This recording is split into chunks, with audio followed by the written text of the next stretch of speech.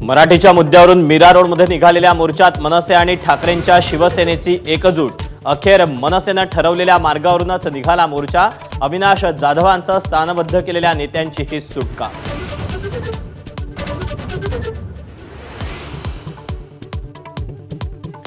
मोर्चात सहभागी होण्यासाठी गेलेल्या मंत्री सरनाईकांना हुसकावून लावलं।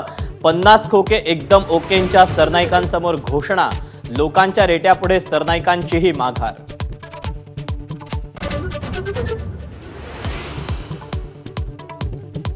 मीरा रोड मोर्चावरून सत्ताधारी शिवसेनेतच एकवाक्यतेचा अभाव। मोर्चावरून गृहराज्यमंत्री आणि परिवहन मंत्र्यांचे परस्पर विरोधी सूर। मार्गावरून वाद असल्याचा योगेश कदमांचा दावा, तर सरनाईकांची पोलिसांवर आगपाखड।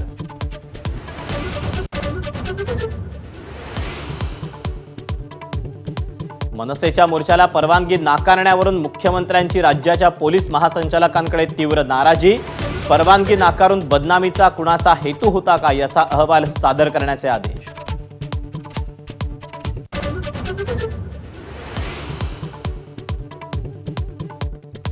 भाजप खासदार निशिकांत दुबेंचा पुन्हा एकदा ठाकरे बंधूंवर निशाणा। उद्धव ठाकरेंच्या एका नेत्याच्या मालमत्तेची माहिती देत केला भ्रष्टाचाराचा आरोप, तर राज ठाकरे गुंडशाही करत असल्याची ही टीका।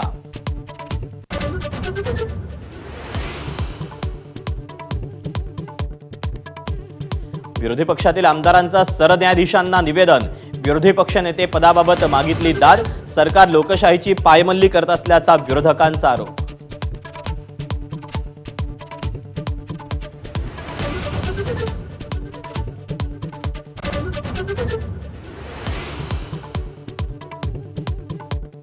विधानसभेच्या विरोधी पक्षनेत्याच्या मुद्द्यावरून विरोधकांचा सभात्याग। विधान भवनाच्या पायऱ्यांवर सरकार विरोधात घोषणाबाजी।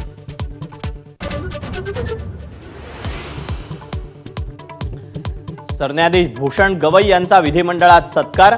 मुख्यमंत्री फडणवीस यांच्याकडून गवईंबाबत गौरवोद्गार।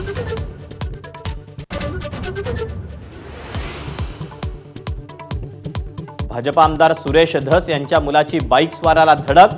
सागर धस यांच्या कारच्या धडकेत बाईक स्वाराचा दुर्दैवी मृत्यू। सुपा पोलीस ठाण्यात गुन्हा दाखल।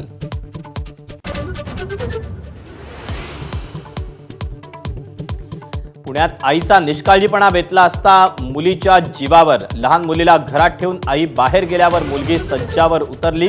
अग्निशमन दल कर्मचाऱ्याच्या प्रसंगावधानामुळे मुलगी बचावली।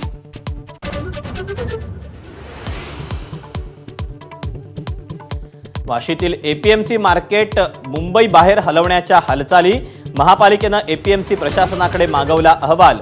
रहदारीला होणाऱ्या अडथळ्यामुळे नवी मुंबई महापालिकेचा विचार।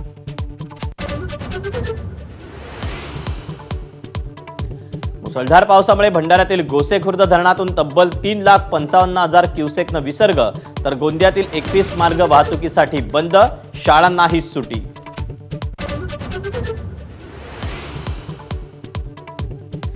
बिहारमधील सर्व सरकारी नोकऱ्यांमध्ये महिलांना 35% आरक्षण। विधानसभा निवडणुकीच्या पार्श्वभूमीवर नितीश कुमार यांचा मोठा निर्णय।